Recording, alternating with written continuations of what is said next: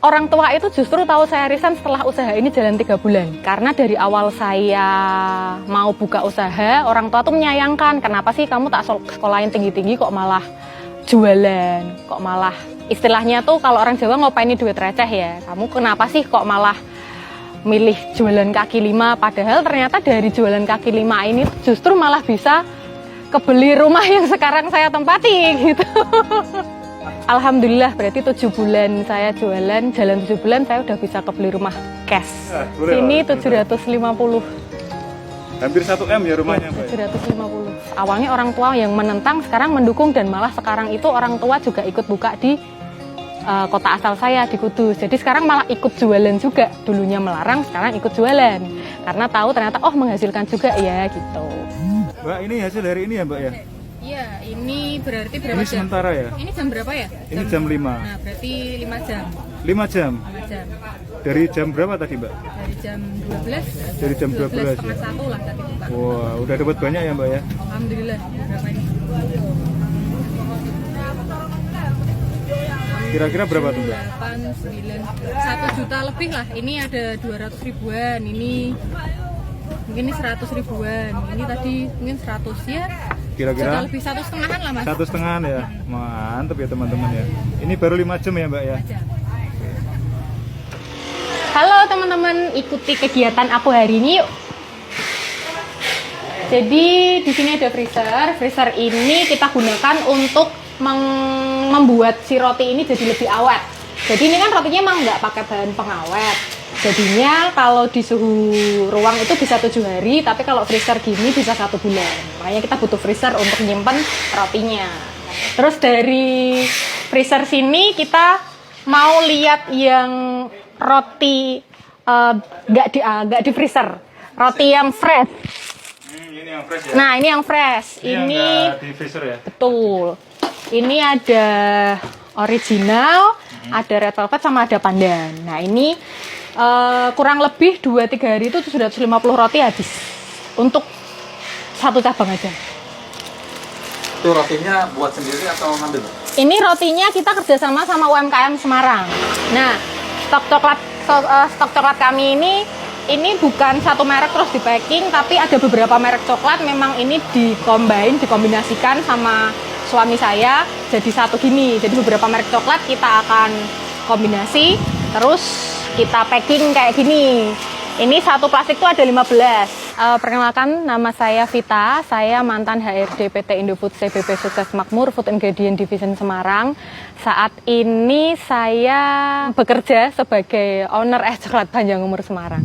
Awal mula saya membuat usaha ini itu adalah awal mulanya itu karena suami terkena dampak PHK dari perusahaan sebelumnya. Sudah mendaftar di beberapa perusahaan, tetapi sampai tahap akhir aja. Jadi cuma sampai tahap final interview, ternyata yang lolos rival satunya. Nah, terus akhirnya kita terpikirkan nih, gimana kalau misalkan kita yang menciptakan lapangan usaha untuk orang lain, daripada kita harus ikut orang lain terus. Muncullah ide untuk jualan es coklat. Dan mindset orang-orang di Indonesia, coklat itu adalah identik dengan rasa manis. Padahal coklat itu sejatinya kan ada rasa pahitnya. Nah, terus suami mengkombinasi dari situ antara dia suka ngopi sama biar masyarakat Indonesia tuh tahu bahwa coklat yang asli itu sejatinya ada rasa pahitnya, nggak manis. Dan kita pengen menghilangkan stigma masyarakat bahwa coklat itu manis gitu. Jadi kami kalau packing tuh memang seperti ini per kilo. Jadi nanti teman-teman mitra tuh tinggal campur aja kan, jadi nggak repot. Nah ini tadi udah di packing sama teman-teman tim packing buat dikirim ke beberapa kota yang hari ini restock. Kayak gitu Kak. Banyak banget juga ya? Iya, ini kami hari ini kirim 250-an kilo coklat. Teman-teman yang packing biasanya nanti di beberapa kota kayak gini. Ini ada yang ke Bandung, ada yang ke Kendal, Pekalongan, Kebumen, Palembang, Cilegon, Madiun, terus kemana lagi nih ya? Paling jauh itu mitra kami ada di Batam. Itu paling jauh di Batam, Kepulauan Riau, Tanjung Morawa itu ada juga. Alhamdulillah sih sekarang udah 130 kemitraan dalam waktu 6 bulan. Hehehe. Iya, alhamdulillah. Kalau kayak gini tuh biasanya isi 10, isi 10, isi 10. Kalau yang gini biasanya isi 30-an. Nah ini ada apa aja nih Mbak nih? Nah, ini yang cup tadi ya. Jadi kalau cup yang mitra resmi dari Semarang tuh ada tulisannya mitra resmi Semarang, terus ada logo kami. Makanya kan memang harus ambil di Semarang. Terus ada beberapa topping-topping juga. Kayak ini ada Coco Crunch yang strawberry, terus ada yang coklat, terus ada marshmallow juga, sama ada Fruit Loop. Itu juga beberapa mitra-mitra sih ambil di kami, Kak. Nah, ini beberapa stok yang memang harus ambil di kami. Jadi nggak bisa ambil di tempat lain. Dulu saya memulai usaha ini itu 14 Mei 2022. Baru banget, sekitar 7 bulan yang lalu. Awal mula buka itu alhamdulillah kita bisa sold 15 liter. Itu udah seneng banget tuh, karena saya dulu cuma target suami gini, yang dulu yang jaga standnya kan suami, karena biar beliau ada pekerjaan positif gitulah yang menghasilkan. Yang penting saya masih ikut ke pabrik, suami ada kerjaan. Nah, 15 liter itu udah seneng banget. Itu sekitar omsetnya 1 jutaan, itu udah seneng banget. Lah ternyata di hari kedua dan ketiga itu membludak, sampai kita itu di hari keempatnya saya ngitung malamnya ternyata kok udah balik modal. Padahal awal mula kita tuh cuman yang penting bisa buat bayar listrik lah gitu. Ternyata kok malah dikasih Tuhan lebih dan lebih. Waktu itu resign dari Indofood setelah usahanya jalan berapa lama? Saya waktu itu resign dari Indofood berarti usahanya jalan 1 bulan. Jadi 1 bulan itu baru kekumpul ya 4-5 kali gaji saya di Indofood lah. Terus saya akhirnya udah keluar aja, tekunin ini aja gitu. Dulu modal pertama itu 12 juta. 12 juta. Itu balik dalam waktu 3 hari. Ya, sekarang tuh omset saya kalau sehari minimal hujan itu 2 juta, 2,5. Kalau ramai itu sampai 6-7 juta itu sehari. Per cabang. Per cabang. Nah, ini ke Palembang. Terus setelah selesai packing, ini nanti tahap akhirnya kita akan bubble satu-satu. Tapi kita kumpulkan dulu di sini untuk pesanan-pesanannya. Ini ada ke... Iya, hari ini kita packing 200 kilo coklat. Terus cupnya itu yang besar ada 4 dus, 1 dusnya itu 1.000. Terus yang kecil itu ada 2 dus, 1 dusnya itu 2.000. Berarti 4.000-an. Nah ini kita ada kirim ke Palembang, Kebumen, terus Pasar Kamis, Bandung, Kendal, Pekalongan, Bantul. Alhamdulillah sih sekarang udah ada di seluruh Indonesia.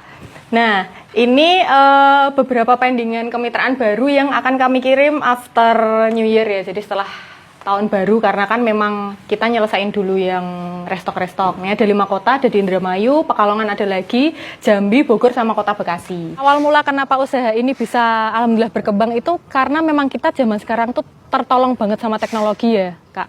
Jadi dulu tuh ada salah satu YouTuber Semarang tuh yang ngeliput usaha saya, terus saya niatnya cuma sharing cerita. Saya kan orangnya seneng cerita. Ya Mas, cerita kenapa saya awalnya bisa buka es coklat ini, kenapa bisa ada es coklat ini di Semarang. Awalnya cuma cerita.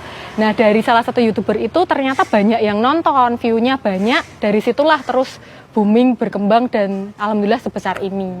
Kalau resepnya yang pertama, teman-teman harus berani keluar dari zona nyaman ya, karena sejatinya ketika kita hanya fokus pada zona nyaman kita, ya udah kita akan dapat hal-hal itu aja. Kita nggak dapat hal baru, kita nggak bisa belajar hal baru. Jadi teman-teman harus berani keluar dari zona nyaman dan berani mencoba hal baru.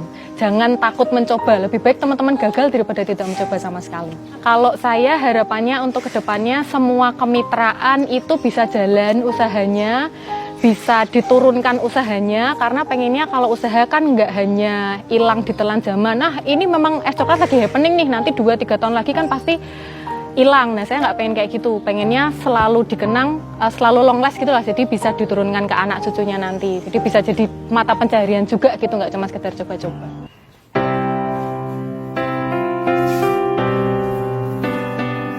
Kalau tips suksesnya itu yang penting jangan mudah bosan dan jangan mudah menyerah. Ketika kita menemukan suatu masalah, coba lihat sisi peluang dari masalah tersebut. Jadi nggak semua masalah itu selalu jadi masalah. Kadang masalah itu juga bisa menimbulkan peluang buat kita jauh lebih baik ke depannya.